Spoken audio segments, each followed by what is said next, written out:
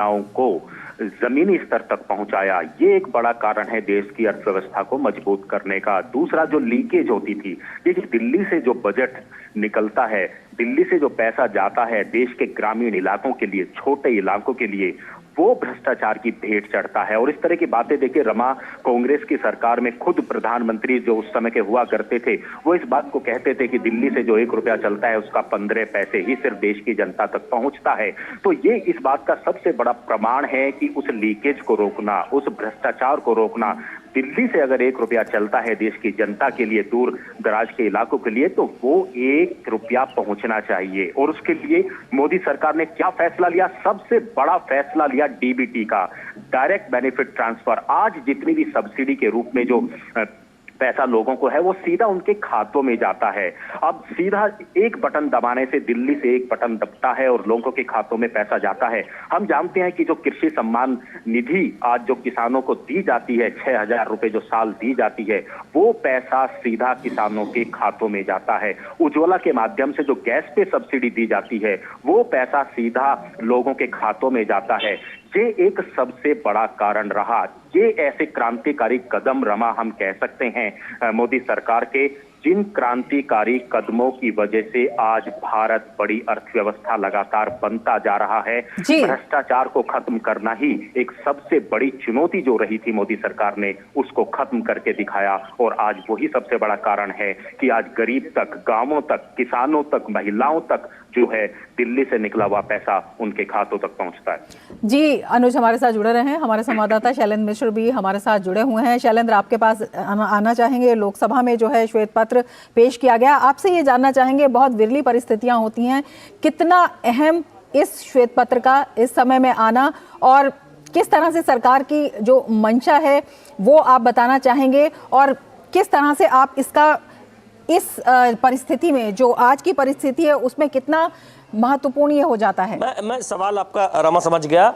देखिए, अब से थोड़ी देर पहले वित्त मंत्री निर्मला सीतारमण ने जो भारतीय अर्थव्यवस्था पर जो ये शोध पत्र है वो लोकसभा में सदन के पटल पर रखा है और उस पर कल विस्तार से चर्चा होगी। इसके उद्देश्य क्या है? इस शोध पत्र में बताया गया है कि 3 भाग में ये श्वेत पत्र विस्तृत तौर पर अपनी बात रखता है।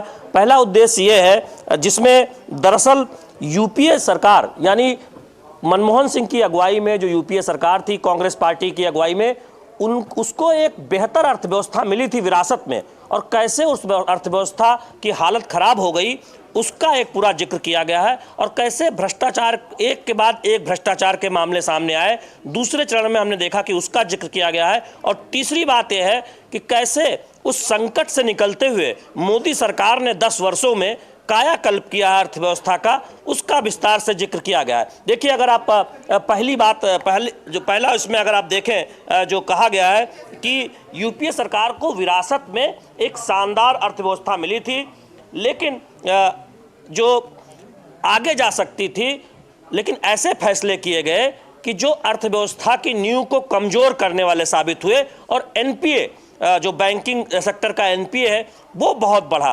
तो ये बताया गया है कि कैसे एक विरासत में, उससे पहले जो अटल बिहारी वाजपेयी की सरकार थी, उन्होंने एक तेज अर्थव्यवस्था के विरासत में छोड़ गए थे, मजबूत अर्थव्यवस्था छोड़ गए थे, और उसके बावजूद दरअसल ऐसे ऐसे कदम उठाए गए जिसकी वजह से यूपीए के दौरान, यानी 2004 से 14 के दौरान तमाम संकट देखने को मिला, जिसमें बैंकिंग संकट है।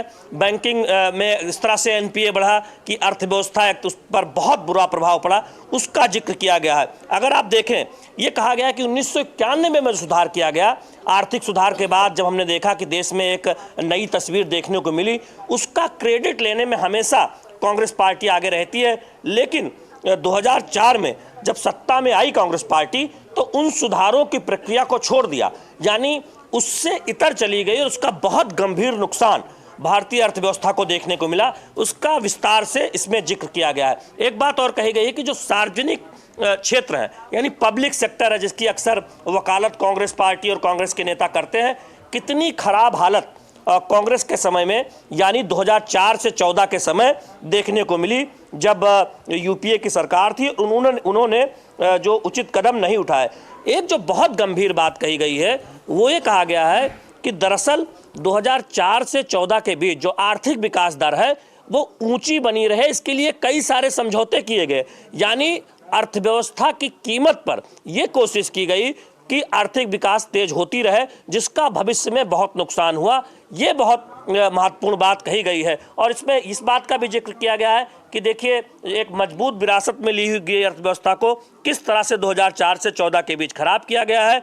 उसमें एनपीए बढ़ा, बैंकिंग सेक्टर में जो संकट आया वो इतना विशाल था कि उसका बहुत दुष्प्रभाव। और हमने देखा कि जब मोदी सरकार आई तो बैंकिंग सेक्टर को उबारने के लिए एक तरह से बड़ी बड़ी पहलें की गई, और आज हम देख रहे हैं कि हमारा बैंकिंग सेक्टर मजबूती से खड़ा है। लेकिन आज जो ये बैंकिंग सेक्टर हम देख रहे हैं मजबूती से खड़ा है, उसके पीछे एक कहानी है कि जब हमने उन चुनौतियों को देखा है 2004 से 14 के बीच, जब ये कहा जाता था कि टेलीफोन जाते थे कर्ज देने के लिए और उस तरह के तमाम आरोप उस वक्त लगते थे, तो निश्चित तौर पर किस तरह से बैंकिंग सेक्टर को नुकसान हुआ, इस बात का जिक्र इसमें किया गया। और यह भी कहा गया कि वो एक दौर था, 2004 से 14 का एक दौर था जब दुनिया में पूंजी का प्रवाह हो रहा था, यानी पूंजी बहुत आसानी से एक तरह से आती हुई दिखाई दे रही थी। लेकिन भारतीय अर्थव्यवस्था में उस वक्त जो कदम उठाए जाने चाहिए थे पूंजी लेने के लिए, वो नहीं उठाए गए। उसका नतीजा ये हुआ कि उसका प्रभाव आगे दिखा। और एक बात और कही गई है कि जो एक्सटर्नल बोरोइंग होती, यानी हमारी जो कर्ज पर, बाह्य कर्ज पर जो निर्भरता है, वो किस तरह से बढ़ी।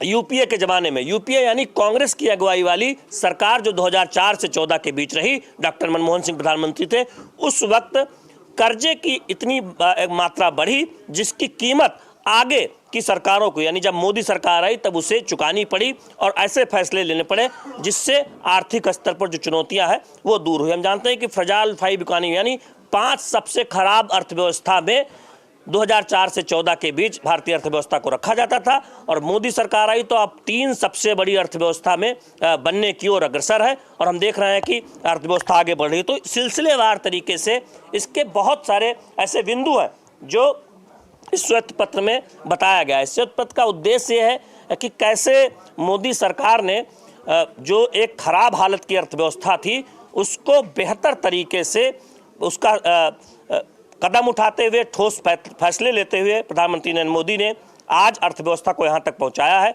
उसको आंकड़े के जरिए बताया गया, चाहे एनपीए हो या फिर विकास दर हो या बाकी बातें हो। रमा, 2014 में किस तरह की अर्थव्यवस्था मिली थी, आर्थिक स्थिति क्या थी, उन सबका एक तुलनात्मक विवेचन भी इसमें किया गया है। उसमें किस तरह से भारत में निवेश में मंदी थी, डिसीजन लेने की बात जो कि लगातार संसद में प्रधानमंत्री भी कहते रहे हैं कि एक जो वैक्यूम था कि निर्णय नहीं लिए जाते थे अर्थव्यवस्था को सुधारने के लिए, और उन्हीं निर्णयों के आधार पर लगातार मंदी का जो प्रभाव है वो देखने को मिला, जिसकी स्थिति आज बदलकर आ गई है। इसके बारे में थोड़ा सा जरा बताइए, क्योंकि पूंजीगत प्रवाह से लेकर के विदेशी क्षेत्र में भी जो निवेश बढ़ाया गया है और जो 2014 में नहीं था, उसका क्या कंपैरिजन किया गया? ये देखिए, सबसे बड़ी बात होती है कि किसी अर्थव्यवस्था के लिए रीमा एक विश्वास होना चाहिए कि एक पारदर्शी सरकार है, एक ऐसी सरकार है जो ठोस कदम उठा रही है पूंजी निवेश के आकर्षण करने के लिए और पारदर्शी तरीके से फैसले ले रही है। लेकिन हुआ क्या 2004 से 14 में, उसका जिक्र किया गया है 30वें नंबर पेज पर, जहां कहा गया है कोयला ब्लॉक आवंटन किया गया, उसमें घोटाला हुआ। हम जानते हैं कि कोयला घोटाला, अक्सर बीजेपी ये कहती है कि नभ से आकाश तक, जल से थल तक, दरअसल घोटाले ही घोटाले यूपीए के सरकार के चर्चा में थे। 2G घोटाला हो, कोयला आवंटन घोटाला हो, राष्ट्रमंडल घोटाला हो, हाँ, शारदा चिटफंड घोटाला हो, और उस तरह के तमाम घोटाले जिसका सिलसिलेवार तरीके से जिक्र किया गया। आईनेक्स मीडिया जो मामला सामने आया था, एयरसेल मैक्सिस डील सामने आई थी, एंट्रिक्स देवास मामला सामने आया था, नौकरी के लिए भूमि का घोटाला सामने आया था। इसके साथ ही साथ पंचकुला और गुड़गांव में प्राइम लैंड का आवंटन, हम जानते हैं इसमें रॉबर्ट वाड्रा पर आरोप लगे थे, वो मामला सामने आया था। जम्मू क्रिकेट एसोसिएशन का मामला सामने आया था, एम्ब्रॉयडर डील का मामला सामने आया था, और इसके साथ ही साथ हॉक विमान खरीद का मामला आया था। आदर्श हाउसिंग सोसाइटी, ये हम जानते हैं कि महाराष्ट्र में ये बहुत चर्चा हुई थी, और देखें कि उस वक्त की जो कांग्रेस की सरकार थी उसके मुख्यमंत्री को पद से हटना पड़ा था। अगस्ता वेस्टलैंड हेलीकॉप्टर घोटाला, उसका जिक्र किया गया है कि कैसे उस वक्त ये घोटाला चर्चा में था। तो दरअसल घोटालों की एक पूरी श्रृंखला हमने देखा था कि 2004 से 14 के बीच जब यूपीए सरकार थी पेपर में लगातार, आप भी रीमा एक बहुत दिनों से हम जानते हैं कि एक वरिष्ठ पत्रकार हैं, किस तरह से न्यूज़पेपर्स भरे रहते थे, फ्रंट पेज पर घोटाले की खबरें रहती थी, तो सिलसिलेवार तरीके से उन घोटालों का जिक्र किया गया है कि 2004 से 14 के बीच किस तरह से घोटाले देखने को मिल रहे थे। आदर्श हाउसिंग घोटाला हो, 2G घोटाला हो, अंतरिक्ष घोटाला हो, इस तरह के, या जमीन घोटाला हो, तमाम वो घोटाले, उनका जिक्र आज इस पत्र में किया गया है। रीमा, बिल्कुल शैलेंद्र, आपने सारे घोटालों का जिक्र किया और हमने देखा कि आज सुबह भी, वैसे तो हमारे साथ अब खास मेहमान भी जुड़ रहे हैं, कांग्रेस की तरफ से भी पक्ष रखने के लिए स्टूडियो में मौजूद है, लेकिन पहले मैं आप ही से ये जानना चाहूंगी, आज सुबह हमने देखा कि कांग्रेस के अध्यक्ष मल्लिकार्जुन खड़गे, उनको ये भनक लग चुकी थी कि आज जो यूपीए सरकार के 10 साल का लेखा जोखा व्हाइट पेपर के जरिए सामने आने वाला है, तो उन्होंने भी आज एक ब्लैक पेपर कर वो सामने लेकर आए थे। लेकिन हम ये देख रहे हैं कि उसमें आंकड़े दिखाई नहीं दे रहे थे। यहां पर तो IMF के डेटा दिए गए हैं, विश्व बैंक के डेटा दिए गए हैं, वित्त मंत्रालय, वाणिज्य मंत्रालय, RBI, और साथ साथ में अगर हम देखें हार्वर्ड यूनिवर्सिटी, उन सब की दलील के आधार पर ही ये बताया गया है कि सड़क परिवहन से लेकर रेल मंत्रालय, नागरिक विमानन मंत्रालय, उन सब में समय के साथ साथ क्या बदलाव आया है। तो 2014 में क्या स्थिति अर्थव्यवस्था की तुलना कर सकते हैं रीमा। पहली बात तो विकास के मोर्चे पर आप देखिए, सड़कें आज कितनी बन रही है, यूपीए के मुकाबले ज्यादा बन रही है, ग्रामीण सड़कें ज्यादा बन रही है, शहरी सड़कें ज्यादा बन रही है। आप देखिए कि अब बोइंग भी फैक्ट्री लगा रहा है, यानी विमान भी भारत में बन रहे हैं जो यूपीए के समय में नहीं बनते थे। दूसरी बात यह है कि पारदर्शी तरीके से किस तरह से सीधे जनता तक पैसा पहुंचता है। हमने देखा कि जब प्रत्यक्ष लाभ अंतरण योजना, जिसके जरिए ये सुनिश्चित किया गया कि सीधा पैसा पहुंचे, और वहां पर आप देखिए फर्क क्या है कि मोदी सरकार ने सुनिश्चित किया कि जो बोगस कार्डधारी हैं उनका कार्ड रद्द किया जाए, यानी करोड़ों रुपए, हजारों करोड़ रुपए बचाए गए जो लीकेज होते थे, जो ऐसे लोगों के हाथ में जाते थे। उन सब का एक जिक्र किया गया है कि किस तरह से पारदर्शी तरीके से आगे बढ़ा गया है। और काले धन की जो आप बात कर रहे हैं, हम जानते हैं कि आज बीजेपी ने कहा है कि जो काले कारनामे करते रहे, दरअसल वही ब्लैक पेपर लाने की बात उन्होंने की, और वो ब्लैक पेपर लेकर आए हैं। और महंगाई पर भी बीजेपी ने करार निशाना साधा है। 11% रही है यूपीए के समय महंगाई दर। आपको थोड़ा सा रोकेंगे क्योंकि राजेश राज इस वक्त सीधे संसद भवन से भी हमारे साथ जुड़ गए। राजेश राज, शैलेंद्र ने बहुत डिटेल में बताया कि क्या क्या इस व्हाइट पेपर के जरिए सरकार बताना चाहती है और किस तरह से आंकड़ों के जरिए इन सबको बताया और दर्शाया गया है। संसद में किस तरीके की गहमा गहमी है इस व्हाइट पेपर के आने के बाद, क्योंकि ये अब इस सरकार की तरफ से आने वाले दिनों में जो मुद्दा सबसे ज्यादा लेकर जाया जाएगा जनता के बीच, वो ये व्हाइट पेपर के मुद्दे भी रहेंगे। निश्चित तौर पर बिल्कुल आपने सही कहा रीमा कि यह जो व्हाइट पेपर है ये कहीं ना कहीं जनता के सबसे बड़े मुद्दे बनेंगे। और यह जो वर्तमान सरकार है, एनडीए की सरकार, जो 10 साल से देश की सत्ता पर काबिज है, उसकी कोशिश है कि 10 साल बनाम 10 साल की हम बात करें, यानी 2004 से 2014 का जो कार्यकाल है, यूपीए 1 और यूपीए 2, उस दौरान जो तमाम घपले घोटाले या फिर जिस तरीके से आंकड़ों की बाजीगरी की गई, उसको कहीं ना कहीं एक्सपोज करने की कोशिश है। और यह श्वेत पत्र लोकसभा में आने के बाद अब तमाम लोगों की नजरें टिकी हुई हैं राज्यसभा पर। राज्यसभा ने अब से कुछ ही देर पहले एक तीसरा अपना जो है वो आज का बुलेटिन जारी किया है, तीसरी जो सूची है उसको जारी की है, जिसमें इस बात के स्पष्ट उल्लेख है कि भारत की वित्त मंत्री निर्मला सीतारमण राज्यसभा में भी आज ही यह जो श्वेत पत्र है उसको पेश करेंगी। हालांकि अंतरिम आम बजट पर चर्चा रीमा अभी चल रही है, ये उम्मीद की जा रही है शाम में, चूंकि उपराष्ट्रपति के घर पर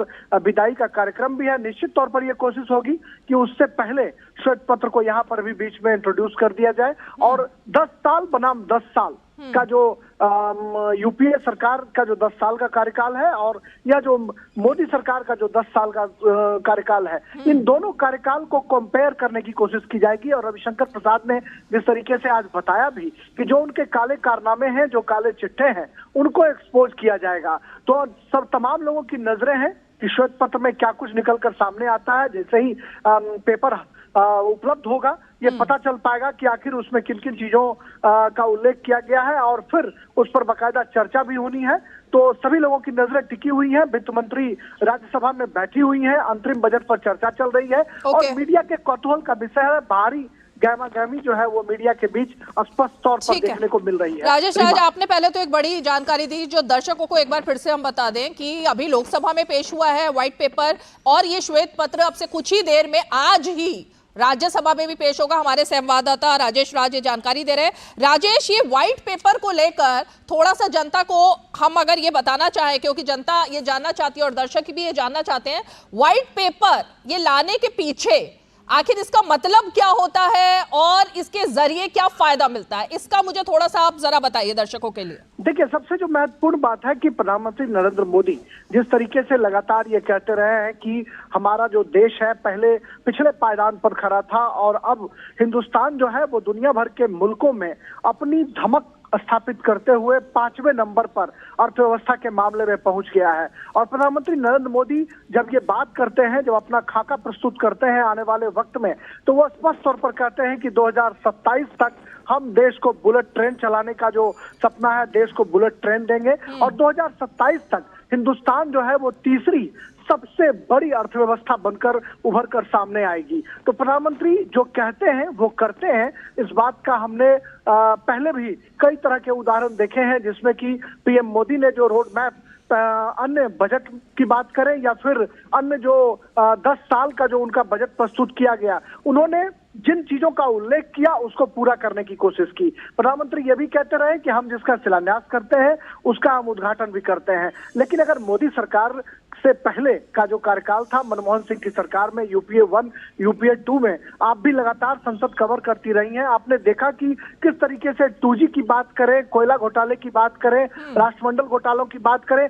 घोटालों की गूंज हुआ करती थी। और हम सब लोग राज्यसभा और लोकसभा कवर करने वाले जो रिपोर्टर्स थे, सदन के भीतर टिक भी नहीं पाते थे क्योंकि सदन में डिस्ट्रप्शन का माहौल दिखाई पड़ता था और कहीं ना कहीं इसकी गूंज दिखाई पड़ती थी। लेकिन 10 साल पर अगर नजर डालें तो इस मोदी सरकार में ऐसा कोई बड़ा घोटाला या कोई करप्शन के चार्जेस दिखाई नहीं पड़े और जीरो टॉलरेंस का जो पीएम मोदी का वायदा था उस वायदे पर पीएम खड़े हैं। ठीक है राजेश, हमारे साथ कुछ इस वक्त एक्सपर्ट्स भी जुड़ गए हैं और हम जरा इस पर और भी कुछ जानने की कोशिश करेंगे। वरिष्ठ पत्रकार राजनीतिक विश्लेषक शुभमय भट्टाचार्य जी हमारे साथ जुड़ गए हैं। शुभमय, लगातार हम संसद में देखते रहे हैं कि आंकड़ों का खेल हुआ है, लेकिन आज ये व्हाइट पेपर आना और इसमें जिस तरह से कंपैरिजन पूरा दिखाया गया है और आंकड़ों के जरिए ही बताया गया है कि 2014 से पहले अर्थव्यवस्था की स्थिति कहां थी और आज कहां है। सुबह हमने देखा कि एक ब्लैक पेपर लेकर आने की कोशिश की गई थी खड़गे जी की तरफ से, लेकिन आंकड़े तो अब कुछ और ही बोल रहे हैं इस व्हाइट पेपर में। इसका मतलब 14 से लेकर 24 तक अब देश पूरी तरह से बदल चुका है। देखिए, सरकार जब व्हाइट पेपर लाते हैं तो उसकी मान्यता कुछ और ही होती है, उसके साथ कोई दूसरा कोई कंपैरिजन डॉक्यूमेंट्स का कंपैरिजन चल ही नहीं सकता है। बड़े मैच्योर डेमोक्रेसीज में सरकार जब व्हाइट पेपर लाते हैं तो वो इस मामले से लाते हैं, व्हाइट पेपर की अपनी मान्यता है कि वो अर्थव्यवस्था किसी भी विषय पर गौर से आलोचना का क्षेत्र खोल देता है।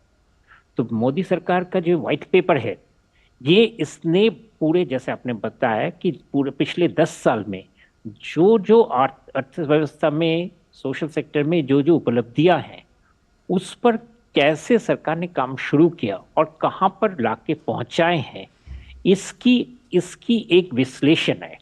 इस विश्लेषण की बहुत जरूरत है क्योंकि इससे क्या होता है, जनमानस में लोगों को समझ में आता है कि किन चीजों पे देश अर्थव्यवस्था खड़े उतरे हैं, कौन से विषयों पर बहुत अच्छा काम हुआ है। जैसे मैं फॉर इंस्टेंस बताता हूं कि हम 2013 में हम फ्रेजाइल 5 के अंतर्गत माने जाते थे। देश में आर्थिक व्यवस्था में जो वीकनेसेस थी वो इस वजह से इतना ज्यादा था कि हमारे फॉरेन एक्सचेंज ड्रेन होने का खतरा था। वहां से उठ के हम 2024 में आके अभी हम रिकॉर्ड फाइनेंशियल फॉरेन एक्सचेंज ही नहीं, हम भारत का government bonds, government of India के जो बॉन्ड पेपर्स हैं वो अंतर्राष्ट्रीय बाजार में ग्लोबल बॉन्ड इंडेक्स के अंतर्गत बनने जा रहा है। ये एक बहुत बड़ी उपलब्धि। और ये क्यों होता है कि जिस इकोनॉमी के ऊपर लोगों का दृष्टि था कि इकोनॉमी में बहुत बड़ा भूचाल आएगा, वो इकोनॉमी वहां से चल के 10 साल में एक उस जगह पे, उस मुकाम पे पहुंचा है जब वो इन्वेस्टमेंट के लिए देश के और विदेशी निवेशक काफी एक्साइटेड है, काफी इंटरेस्टेड हैं कि हम इसमें इन्वेस्ट करेंगे। अभी आपके पास वॉल स्ट्रीट जर्नल में रिपोर्ट आया था कि चाइना को आप भूल जाइए, इंडिया में आप इन्वेस्ट कीजिए, क्योंकि यही है इन्वेस्टमेंट का नया सनराइज इकोनॉमी। तो ये सब चीजें कैसे हुआ, ये एक साल की बात नहीं है, इसमें बहुत सारे रिफॉर्म्स एक एक करके जो लाए गए और उसका सीक्वेंसिंग कैसे किया गया, ये सारी चीजें बहुत ही सिग्निफिकेंट हमको हम लोगों को दर्शाता है। जैसे मुद्रास्फीति, कि मुद्रास्फीति जब पूरे देश में बहुत सारे देशों में एक कंट्रोल से बाहर चला गया था, इंक्लूडिंग डेवलप्ड इकोनॉमीज, उसके वहां पर भारत ने किस तरह से अपने इन्फ्लेशन को कंट्रोल किया है, ये सब चीजें बहुत बारीकी से समझने के लिए इस व्हाइट पेपर का बहुत जरूरत है।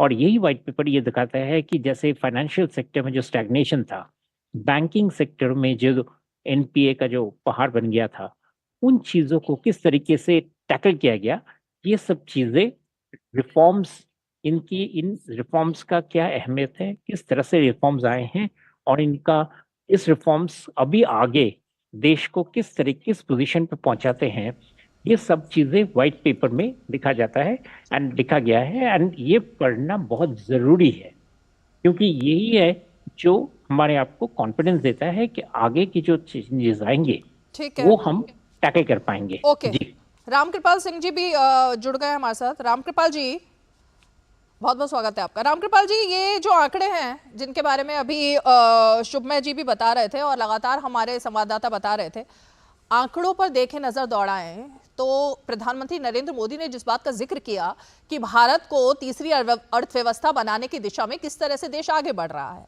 और लगातार कांग्रेस की तरफ से महंगाई का मुद्दा उठाया जाता रहा, तो इसका मतलब तो ये जो फेक नैरेटिव जिसकी बात हमेशा से हो रही थी रामकृपाल जी, ये कहीं ना कहीं उसका जवाब है जो नैरेटिव बनाने की कोशिश थी सरकार के खिलाफ, महंगाई हो, बेरोजगारी हो, या तमाम मुद्दों को लेकर। देखिए, इससे सिर्फ एक मानना कि ये कोई विपक्ष के आरोपों का जवाब है, इसको कमतर आंकना होगा। श्वेत पत्र जो होता है, ये जो आया हुआ है, ये निश्चित रूप से जो हमने अब तक अचीव किया है वो कैसे अचीव किया है, कि क्या क्या चीजें रही हैं, और बेसिकली क्या है कि जब 2014 में सरकार आई थी तो उस समय अर्थव्यवस्था का जो आधारभूत यानी बेसिक जो सारी चीजें थी, इंफ्रास्ट्रक्चर या ट्रेजरी में क्या स्थिति थी, उसका एक लेखा जोखा होता है। पिछले 10 साल से ये राजनीति हो रही है कि जैसा विपक्ष आरोप लगाता रहा है कि देश रसातल में चला गया, महंगाई है, बेरोजगारी है, मुद्रास्फीति है, तमाम तरह की चीजें। तो श्वेत पत्र का मतलब यही होता है कि कहाँ हम खड़े थे, कहाँ से हमें ये विरासत मिली थी और हमने आगे क्या किया।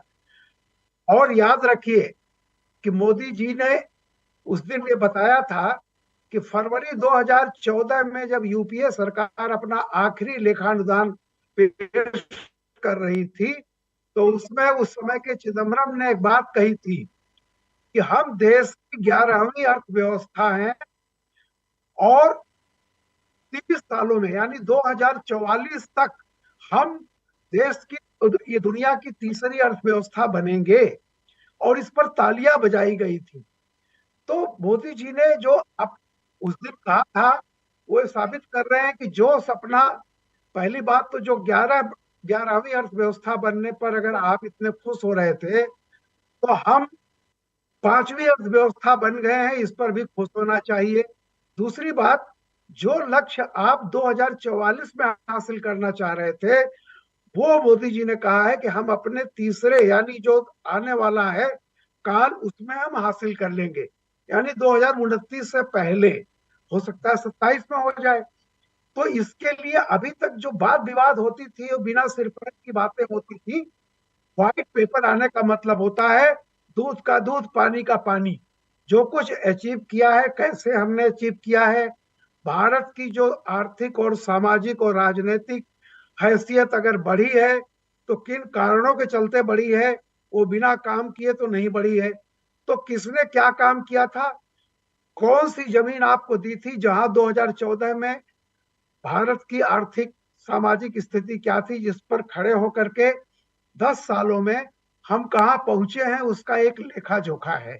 तो ये लेखा जोखा सिर्फ विपक्ष को बताने के लिए नहीं है, ये पूरे देश को बताने के लिए है कि देखिए हमने कैसे काम किया है, और आगे आने वाले 44 साल के बाद, सॉरी ये 24 साल के बाद विकसित भारत का जो मैप होगा, जो नक्शा होगा, वो कैसा होगा, ये बताने की एक कोशिश। अच्छा रामकृपाल जी, क्योंकि आपने काफ़ी डिटेल में इसको बताया, हमारे साथ स्टूडियो में कांग्रेस पार्टी के प्रवक्ता भी मौजूद है यहाँ पर।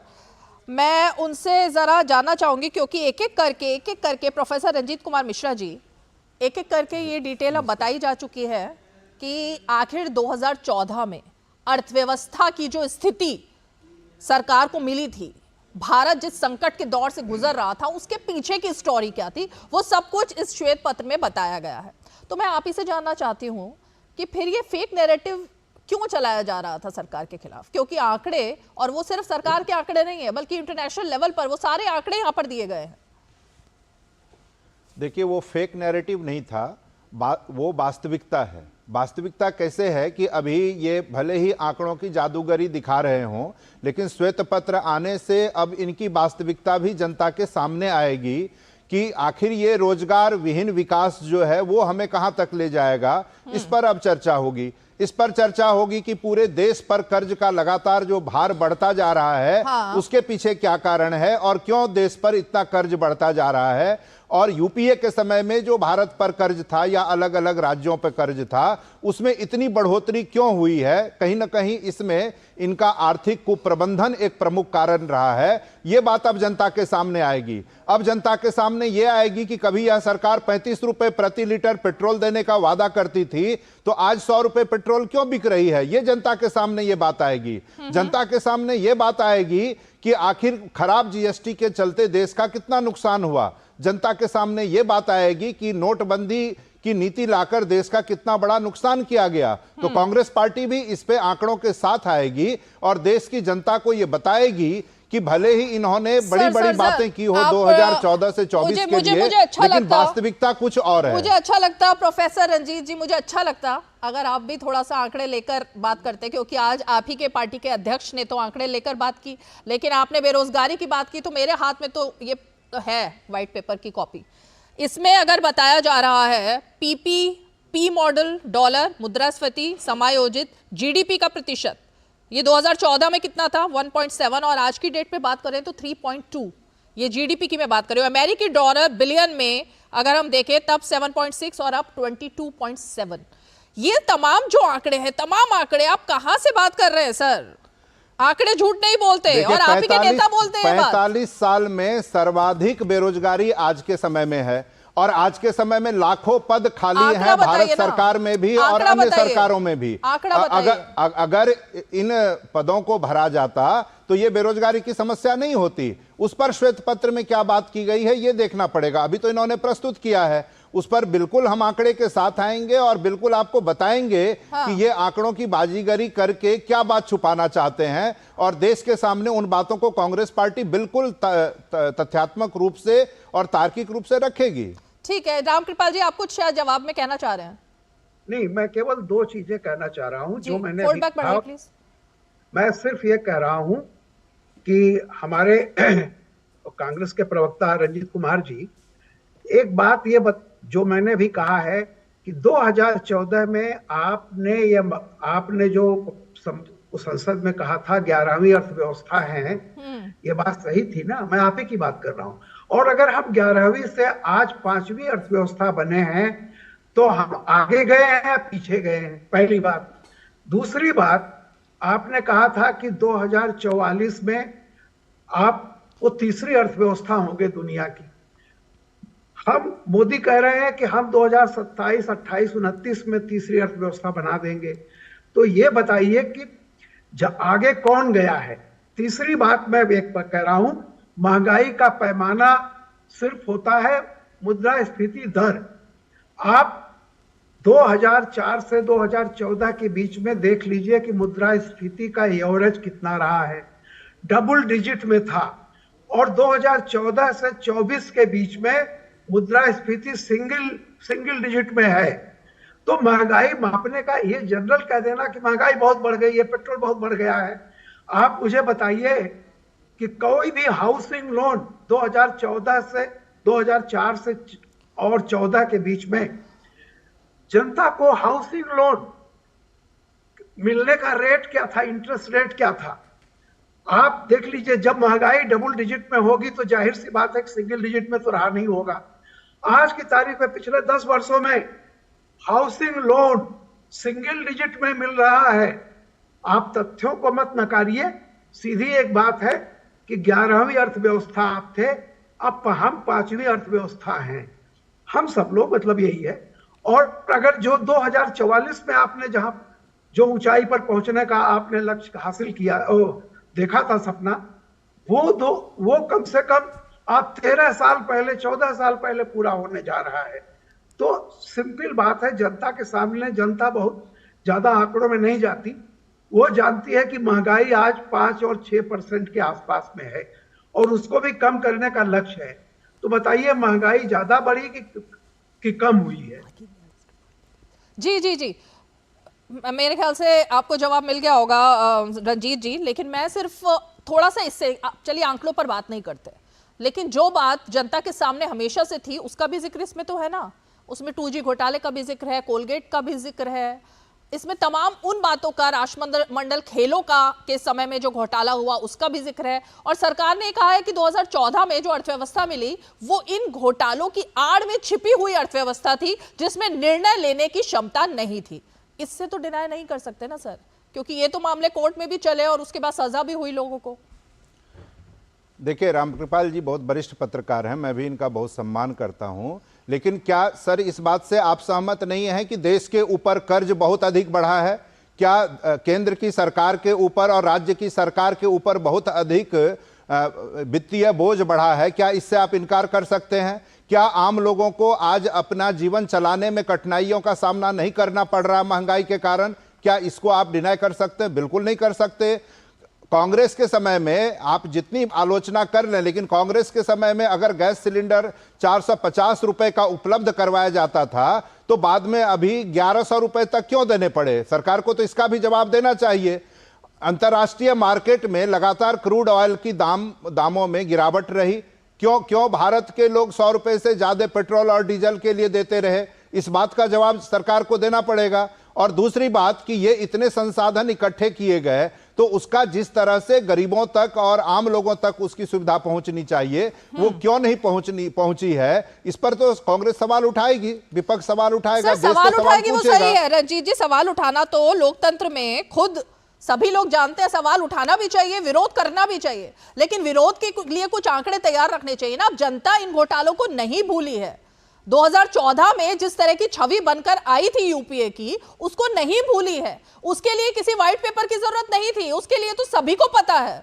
तो इसको तो डिनाई नहीं किया जा सकता ना सर। देखिए, जिस 2G घोटाले के कारण हमारी सरकार गई थी, उसके लिए सर्वोच्च न्यायालय ने क्या कहा कि इस तरह का कोई घोटाला ही नहीं हुआ।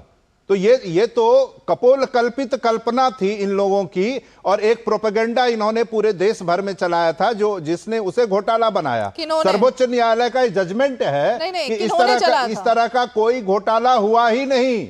शुभमय जी के पास मैं जरा जानना चाहूंगी इस पर जवाब के लिए। शुभमय जी, 2G घोटाला किसी की आंख से छुपा नहीं है, लेकिन अब जो एग्जाम्पल प्रोफेसर रंजीत जी दे रहे हैं उसके मुताबिक तो कोई घोटाला हुआ ही नहीं था।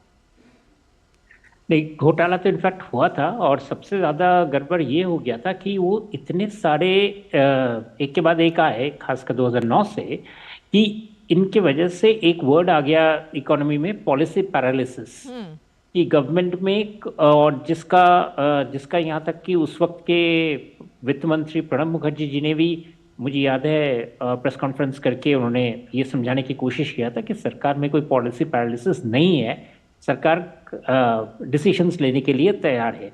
लेकिन जैसे खासकर कोल सेक्टर में मैंने देखा था कि 5 साल में करीब 9 या 10 पॉलिसीज आई, लेकिन कोयला सिर्फ स्कैम्स में ही फंसता गया।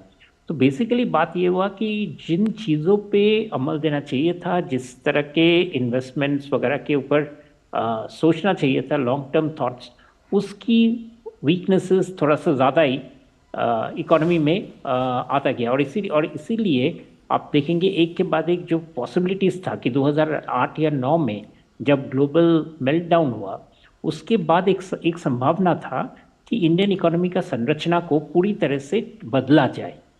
It was a very big opportunity. मैं इस अपॉर्चुनिटी की बात क्यों कर रहा हूँ, क्योंकि 2020 में जब कोविड आया तो इस सरकार ने काफ़ी अच्छी तरह से उसको एक क्राइसिस में हम छोड़ेंगे नहीं, क्राइसिस को एक अपॉर्चुनिटी में बदलेंगे, और इस तहत बहुत सारे रिफॉर्म्स लाए। अगर उस तरह से 2008-9 में जो ग्लोबल फाइनेंशियल क्राइसिस आया था और जिनका इम्पैक्ट इंडियन इकोनॉमी में कम था, उस वक्त एक बहुत बड़ा बदलाव लाने का संभावना था, और वो एक अपॉर्चुनिटी, बहुत बड़ा अपॉर्चुनिटी वो हमने छोड़ दिया था।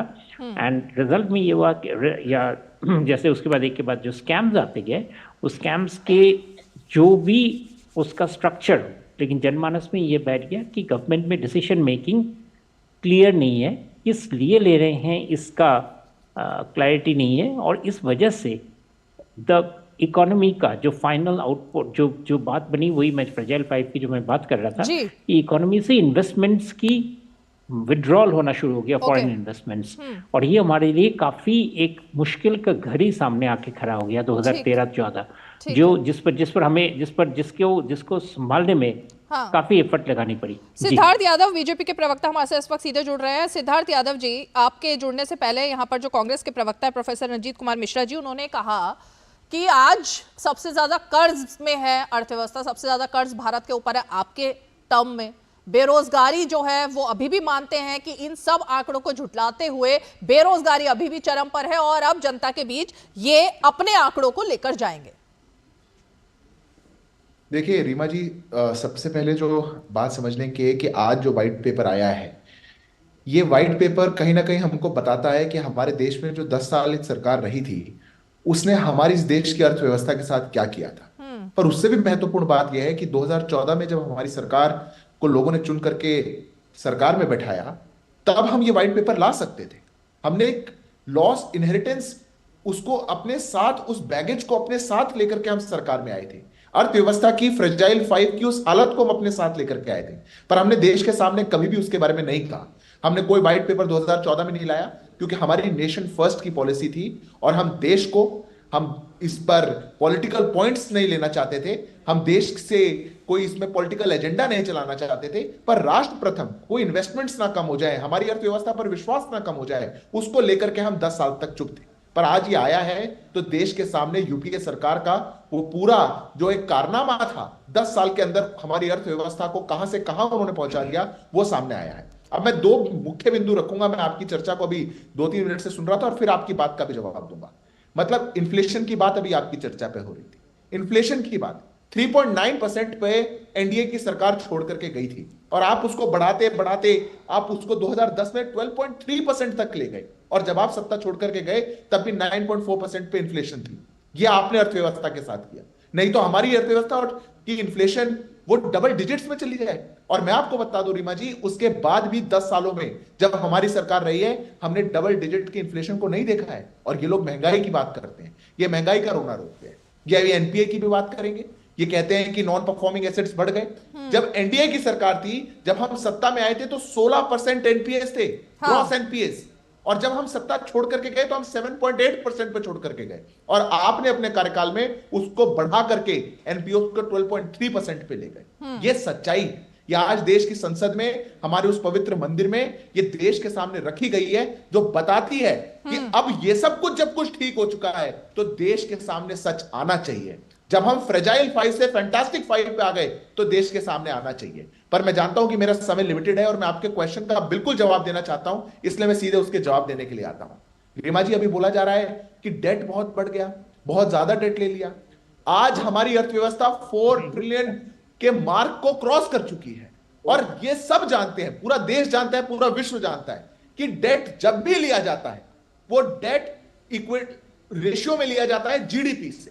अगर जीडीपी बढ़ रही है तो स्वाभाविक है कि डेट भी बढ़ेगा, और हमारा डेट किसी भी डेवलप्ड कंट्री से आप कंपेयर कर लीजिए, वो उन सबसे कम है। आज जापान, यूरोपियन बड़ी बड़ी डेवलप्ड कंट्रीज 300% डेट पर है, और हम तो 100% में भी नहीं पहुंच रहे।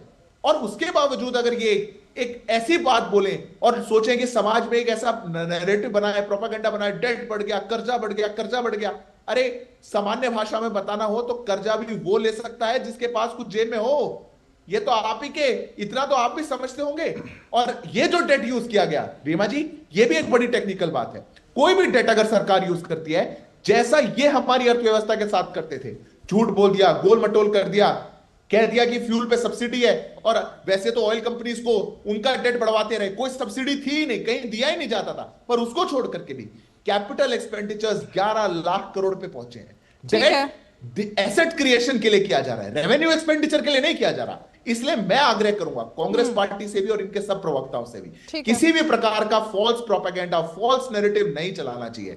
हम फ्रेजाइल 5 से फैंटास्टिक 5 पे आए हैं। आप 12वें से 11वें पे लेकर गए थे, हम 11वें से 5 पर लेकर के आए हैं। आज पूरे विश्व में भारत की अर्थव्यवस्था को लेकर के कॉन्फिडेंस है, एफडीए बड़े हैं, मेक इन इंडिया बड़ा है, जवाब ले लेती हूं, बड़े हैं। और इसको लेकर के आप लोगों को जो आज सच्चाई है वो देश के सामने आई है। मैं प्रोफेसर रंजीत, देश को जागरूक होने का मौका ये जो बात सिद्धार्थ जी ने कही, मैं थोड़ा सा और पीछे लेकर चली जाती हूँ, क्योंकि प्रधानमंत्री ने जिक्र किया महंगाई के मुद्दे पर पूर्व प्रधानमंत्री जवाहरलाल नेहरू का भी और इंदिरा गांधी का भी, और उनके बयानों को भी कोट किया था संसद में। हम सब ने सुना कि महंगाई को लेकर उन्होंने क्या क्या कहा था और तब से लेकर अब तक क्या क्या कहा गया, ये भी तो नहीं झुटलाया जा सकता।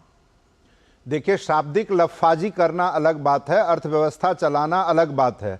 जब यूपीए की सरकार ने इनको सौंपा था उस समय हम 8% से ऊपर का ग्रोथ रेट लेके चलते थे। इनका ग्रोथ रेट कहाँ है? उसके नीचे रहा, लगातार उनके नीचे रहा है।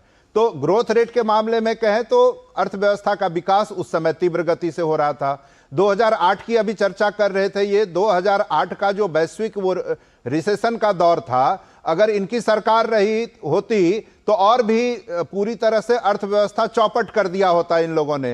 लेकिन उस समय डॉक्टर मनमोहन सिंह की सरकार ने बखूबी उसको संभाला और अर्थव्यवस्था की रफ्तार सुस्त नहीं होने दी। इन्होंने किसानों से क्या कहा था? किसानों से कहा था 2022 तक उनकी आमदनी दुगुनी कर देंगे। कर पाए क्या? बिल्कुल नहीं कर पाए। और अभी ऋण लेने की बहुत ये तारीफ कर रहे हैं कि ऋण लेना चाहिए, तो वो तो एक यावत जीवेत सुखम जीवेत ऋणम कृत्वा घृतम पिबेत, ऋण लेकर घी पीना तो ऐसे भी भारतीय परंपरा स्वीकार नहीं करती है। और अभी जिस वो 100% की बात ये कर रहे थे कि वहां तक लेने में कोई दिक्कत नहीं, लगातार आपने हाल में इंडियन एक्सप्रेस के कई आंकड़े देखे होंगे, उन्होंने ये बताया है कि लगातार भारत के ऊपर, भारत सरकार के ऊपर और राज्य सरकारों के ऊपर लगातार डेट बढ़ता जा रहा है, ऋण बढ़ता जा रहा है। इसका मतलब पूरे भारत का जो प्रति व्यक्ति ऋण है वो लगातार बढ़ता जा रहा है। तो इसको अच्छे अर्थव्यवस्था का संकेतक तो नहीं माना जा सकता। ठीक है, तो मुझे लगता है कि ये जो इन लोगों ने श्वेत पत्र जारी किया, ये बहुत अच्छा हुआ कि देश की जनता के सामने इनकी वास्तविकता खुल के आएगी कि अर्थव्यवस्था को किस तरह से इन्होंने पूरी तरह से तहस नहस कर दिया है। और ये काम कांग्रेस पार्टी बिल्कुल आंकड़ों के साथ आकर देश की जनता को बताएगी। आपको विश्वास हो या ना हो, लेकिन मुझे कम से कम प्रधानमंत्री पर पूरा भरोसा है, और प्रधानमंत्री ने आंकड़ों पर, पूरे आंकड़ों पर नजरअंदाज सब चीजों को करते हुए आंकड़ों पर बात की थी, और आंकड़े ही उन्होंने राज्यसभा में भी दिखाए थे, लोकसभा में भी दिखाए थे, चाहे वो पीएसयूज की बात हो,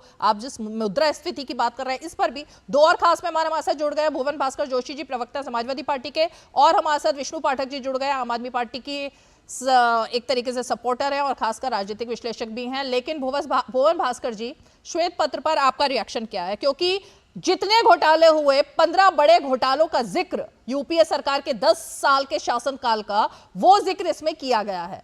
तो क्या आप भी प्रोफेसर रंजीत जी की तरह मानते हैं कि कभी कोई घोटाला हुआ ही नहीं, या आप मान रहे हैं कि घोटाले तो हुए थे? देखिए, आपके चैनल में रीमा जी अभी थोड़ी देर पहले भारतीय जनता पार्टी के जो हमारे प्रवक्ता साथी हैं, वो कह रहे थे कि भ्रम फैलाने की जरूरत नहीं है विपक्ष के लिए। मैं तो देख पा रहा हूं कि 2014 से अगर भ्रम फैलाने की कोई फैक्ट्री खुली है तो उसका नाम भारतीय जनता पार्टी की सरकार है। क्या क्या वादे आप लोगों ने देश को भ्रम फैलाए थे? 2 करोड़ नौकरी प्रतिवर्ष का आपने वादा करा था, 20 करोड़ नौकरी का। घोटाले हुए थे या नहीं, मेरा ये सवाल था। वैसे थोड़ा सा अगर आप मैं आपकी बात का जवाब ना दूं तो मेरी गलती है। मैं अगर थोड़ा सा भारतीय जनता पार्टी के प्रवक्ता साथी को बता दूं, इनका गुणगान करना भी तो विपक्ष का कर्तव्य है। नहीं, गुणगान तो आप करिएगा, लेकिन सवाल का जवाब तो दे दीजिए। घोटाले हुए थे या नहीं हुए थे? 15 घोटाले जिनकी बात हो रही है, तो आप मेरे को समय देंगी? बिल्कुल दूंगी, बिल्कुल पूरा समय दूंगी। इसीलिए इसी से शुरुआत करते हैं। 15 बड़े घोटाले जिनका जिक्र इसमें किया गया है, क्या वो हुए थे या नहीं हुए थे?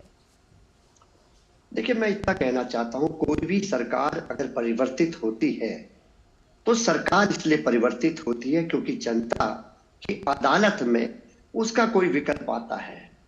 जरूर यूपीए का विकल्प के रूप में भारतीय जनता पार्टी आई, और अगर भारतीय जनता पार्टी ने 10 साल के शासनकाल में जो वादे मैनिफेस्टो लेकर ये जनता की अदालत में आए थे, अगर उनको पूरा करा होगा तो निश्चित तौर पे इनकी पुनरावृत्ति होगी। नहीं तो जनता विकल्प तलाश करने में समय नहीं लगाती है। हाँ। 140 करोड़ का देश है।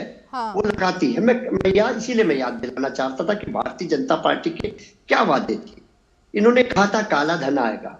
काला धन तो छोड़िए, भारत का सफेद धन लेकर कई साथी लोग इनके चले गए। 2 करोड़ नौकरी की बात हुई थी, 20 करोड़ नौकरी का हिसाब दीजिए। आपने कहा था किसान की आय दुगनी करिए, किसान की आय तो दुगनी छोड़िए। आप लोग उनको आतंकवादी खालिस्तानी इसी सरकार में कहा गया। इसी सरकार में गृह राज्य मंत्री का बेटा उनकी हत्या करते हुए देखा गया। इसी सरकार में 3 काले कानून आए और उनको वापिस लाया गया। हत्या करते हुए देखा गया। हत्या करते हुए देखा गया। किसने देखा था? आपने देखा है? बिल्कुल देखा है, देश ने देखा है। किस देश ने देखा है? भारत में तो नहीं दिखाई दिया, कहीं और दिखाई दिया था क्या? किसी और देश में? वो आपका चश्मे से नहीं दिखाई देगा रीमा जी। मैं तो चश्मा लगाती नहीं हूँ, लेकिन जो चश्मा लगाते हैं शायद उनको भी नहीं दिखा था। मेरे ख्याल से तो ये स्वस्थ बहस तब हो पाएगी कि अगर मुझे भारतीय जनता पार्टी के जो मुद्दे हैं उन पर बात करने दिया है। और कि मुद्दे ये था कि गृह राज्य मंत्री का बेटा अपनी थार लेके किसानों की हत्या कर देता है। तो कानून पर विश्वास है या नहीं है भुवन भास्कर जी? कानून पर विश्वास है या नहीं है? कानून पर, अदालत पर विश्वास? अरे सर, मैं किस पर बात कर रही हूँ? आप कहां पर आ गए? मैं देश के क्राइम रेट पर बात नहीं कर रही, अभी तो अर्थव्यवस्था पर बात हो रही थी। और इसीलिए मैं आपको बार बार टोक रही हूं, क्योंकि अब वक्त कम है ना, तो जरा मुद्दे पर आ जाते हैं। लेकिन चलिए, मेरे ख्याल से थोड़ी सी मजबूरी में समझ सकती हूँ। उत्तर प्रदेश का मामला था, इसलिए आपको उत्तर प्रदेश का मुद्दा उठाना है। लेकिन एक मिनट जरा विष्णु पाठक जी के पास जाना इसलिए जरूरी हो गया है क्योंकि विष्णु पाठक जी जिस पार्टी का एक तरीके से समर्थन करते हैं, विष्णु जी, ये 15 मुद्दे जो है वो जाने पहचाने से लग रहे होंगे। 15 घोटाले, क्योंकि रामलीला मैदान में जो चीख चीख कर सबसे ज्यादा जिन घोटालों की चर्चा अरविंद केजरीवाल करते थे वो यही थे जिनका जिक्र यहाँ स्क्रीन पर हो रहा है और व्हाइट पेपर में किया गया है। या भूल गए अब? नहीं, भूले कुछ नहीं रीमा जी, भूले कुछ नहीं है। लेकिन जब सरकार बदली और केंद्र में भारतीय जनता पार्टी की सरकार आई तो सरकार ने उस घोटाले का घोटाले का अंजाम क्या हुआ, उसमें कोल घोटाले का क्या हुआ, 2G, 3G, 4G जो भी स्कीम है उसका क्या हुआ। नहीं, 2G पर तो कांग्रेस के प्रवक्ता कह रहे हैं 2G पर कांग्रेस के प्रवक्ता कह रहे हैं हुआ ही नहीं था। अरे कांग्रेस, हाँ रीमा जी हमको सुन लीजिए, कांग्रेस वाले जो कहे हैं उसके छोटी बात है। और तीसरी बात ये, जो कॉर्पोरेट ओरिएंटेड जो आप जिसको तरक्की कहते हैं वो एक्चुअल तरक्की देश की नहीं है। अगर एक्चुअल तरक्की देश की होती तो भारतीय देश है जो मेरे गाँव का खूब मस्त है, इसका गाँव जो है खूब मस्त नहीं है, उसके पूरे गांव में खूब जो है खुशहाली नहीं है। अब एक बात बताइए, अगर आर्थिक तरक्की विष्णु जी, एक तो आपकी आवाज नहीं आ रही है सही से, ऑडियो प्रॉब्लम है विष्णु जी, आपके कनेक्शन में एरर है, उसको दोबारा से हम दुरुस्त करने की कोशिश करते हैं। आपके एंड पर कुछ दिक्कत है, क्योंकि आज आपकी बात सुनना ना बहुत दिलचस्प हो जाता कि 10 साल की सरकार जिसके खिलाफ सत्ता में आए आप लोग, पानी पी पी कर शीला दीक्षित की सरकार को आप लोगों ने सबसे ज्यादा कटघरे में खड़ा किया। पी चिदम्बरम हो, मनमोहन सिंह हो, सबको पानी पी पी कर आप लोगों ने कहा कि इन्होंने सबसे ज्यादा घोटाले किए हैं। आज तो उन्हीं के साथ अरविंद केजरीवाल सीटों की शेयरिंग की बात कर रहे हैं। तो आपको सुनना बहुत जरूरी था आज, लेकिन पता नहीं कनेक्शन में कुछ दिक्कत है शायद। क्योंकि देश के ऊपर 200 लाख का कर्ज हो गया, ये कहां से आया, क्यों हुआ, कौन 30 लाख करोड़ रुपए कॉर्पोरेट का माफ हो गया उद्योगपतियों का। तो कांग्रेस के सारे खून माफ है आपकी तरफ से ना?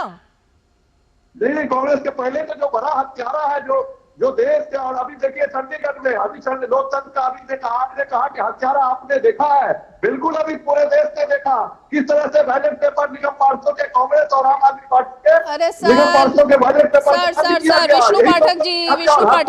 विष्णु पाठक जी, कांग्रेस पार्टी के जिन मुद्दों को, एक मिनट सुनिए, कांग्रेस पार्टी के जिन घोटालों को रामलीला मैदान से उठाया गया था, क्या उन घोटालों पर माफी मांग ली गई है अरविंद केजरीवाल की तरफ से कि कोई घोटाला नहीं हुआ था, या अभी माफी मांगने वाले हैं? नहीं, एक बात बताइए कि क्या कांग्रेस पार्टी ने घोटाला किया तो कांग्रेस पार्टी करे और भारतीय जनता पार्टी घोटाला करे तो क्या उसकी पूजा करे? क्या चलिए, आपके कनेक्शन में दिक्कत है विष्णु जी, मैं माफी के साथ आपको मैं थैंक यू बोलूंगी क्योंकि आपका ना कनेक्शन आ रहा है ना आपकी आवाज ठीक से आ रही है। सिद्धार्थ यादव जी के पास जाऊंगी रिप्लाई के लिए दोनों ही बातों पर, आम आदमी पार्टी और खासकर जो जोशी जी ने बात बोली, भुवन भास्कर जी ने। रीमा जी देखिए, सबसे पहली बात तो यह है कि आज हमारी अर्थव्यवस्था के बारे में इतनी महत्वपूर्ण चीज आई, पर विपक्ष का कोई भी व्यक्ति अपने जो रटे रटाए कुछ डायलॉग है उनसे आगे नहीं बढ़ सकता। आप पूछते रहिए अर्थव्यवस्था के साथ ऐसा क्यों हुआ था, पॉलिसी पैरालिसिस हो गया था, नहीं बोलेंगे उस पर। हमारी फॉरेक्स एक्सचेंज का क्या हालत थी, नहीं बोलेंगे। मतलब हम 91 की हालत पे जाने वाले थे। 6 महीने का फॉरेन एक्सचेंज बचा था हमारे पास, 6 महीने का, एज कंपेयर टू 17 महीनों का जो हम छोड़ करके गए थे आपके लिए। अगर वो चीज ठीक नहीं होती तो 6 महीने बाद क्या होता हमारा, ये उस पर बात नहीं करेंगे, इतनी महत्वपूर्ण चीज पर ये बात करेंगे कि घोटाला तो हुआ ही नहीं था। जिन चीजों से इनकी सरकारें चली गई, जो पोटेंशियल लॉस 2G में इस भारत ने झेला है, आप उसको कह देंगे कि नहीं पोटेंशियल लॉस को तो हम लॉस नहीं मानेंगे। अरे क्यों नहीं मानेंगे? आप ही की क्या थी, आप ही की सरकार थी, आपकी क्या ने आकर के बोला था कि ये पोटेंशियल लॉस है। आपने कुछ ना कुछ लाभ कहीं ना कहीं से पकड़ा, जिस लाभ के कारण से आपने उसको सस्ते रेट्स में उस स्पेक्ट्रम को बेचा था। और ये मत भूलिए कि उसका केस अभी खत्म नहीं हुआ है, चल रहा है, कुछ नोटिस अभी भी दिए गए। ठीक है, वक्त कम है। प्रोफेसर रंजीत, आपका स्वागत। प्रोफेसर रंजीत जवाब दीजिए। देखिए, इन्होंने अभी कैग की बात की। कैग ने एक रिपोर्ट कुछ दिन पहले दी थी कि भारतमाला प्रोजेक्ट में घोटाले हुए हैं।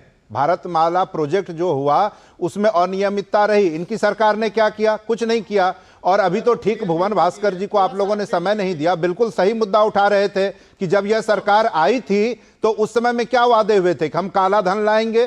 काला धन तो ठीक इन्होंने कहा कि देश का सफेद धन भी इनके साथी लोग लेकर भाग गए और उनको ये आज तक वापस नहीं ले आए हैं। भुवन भास्कर जी उसके अलावा आप देखेंगे, नहीं आपको ध्यान होगा कि मुख्य मुद्दा था कि 15 लाख रुपए सभी के खाते में आएंगे। क्या आ गए किसी के खाते में? क्या ये जो भाजपा के प्रवक्ता हैं इनके खाते में आए क्या? 2014 के बाद 2019 का चुनाव भी आया था रंजीत जी। और आप ये देखिए 2019 के चुनाव में फिर से बीजेपी की जीत हुई। अगर जनता के बीच में जो आप बोल रहे हैं ये मुद्दा क्लिक किया होता तो 2019 में सरकार बदल चुकी होती, लेकिन नहीं बदली। उसके पीछे कोई वजह होगी ना। और उसी दल के राष्ट्रीय अध्यक्ष कहते ये तो हमारा चुनावी जुमला था। तो क्या ये भारतीय जनता पार्टी भारतीय जुमला पार्टी बन गई है? इसका जवाब तो इनको देना पड़ेगा जनता को। बड़ा अच्छा लगता है कि आपने भुवन भास्कर जी की एक बात तो पकड़ ली जो आपके फेवर वाली थी। दूसरी बात जो उन्होंने कही कि कुछ बातें होंगी उसी की वजह से 2014 में सरकार बदली जनता ने, वो बात नहीं पकड़ी आपने घोटालों को लेकर। ये वही प्रोपेगेंडा था जो कांग्रेस के खिलाफ लोगों ने चलाया। और उस तरह के 2G घोटाले जिसको सर्वोच्च न्यायालय ने भी कहा कि इस तरह के कोई घोटाले ही नहीं हुए, उस पर हमारी सरकार सीएजी की रिपोर्ट आपके टर्म में क्या कहती है उस पर बात नहीं होगी। अब सीएजी की रिपोर्ट क्या कह रही है उस पर आपको बात करनी है। तो ये आप जो पिक एंड चूज करते हैं ना सर, वो थोड़ा सा जनता भी देखती है उसको।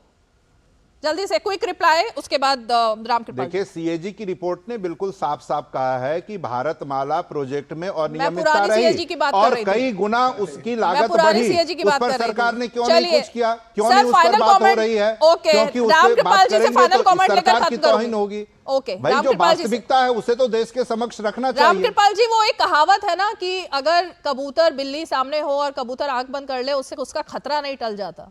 तो ये कुछ ऐसा ही हो रहा है ना कि असली बातों पर से हट करके हम सिर्फ कुछ पॉइंटेड बातों पर ही बात कर रहे हैं। रीमा जी, आज का टॉपिक था श्वेत पत्र जो भी आया है, कांग्रेस का काला पत्र या जो भी कह लीजिए। श्वेत पत्र का मतलब ये होता है कि जो आंकड़े हैं जिनको झुठलाया नहीं जा सकता, जो सरकारी आंकड़े हैं वो 2004 से 2014 और 14 से 24 के, वे दोनों सामने रखे गए। अभी आपके स्क्रीन पर चल रहा था यूपीए के 10 साल में इन्फ्लेशन का रेट मिनिमम जो था 8.2% था ओवरऑल।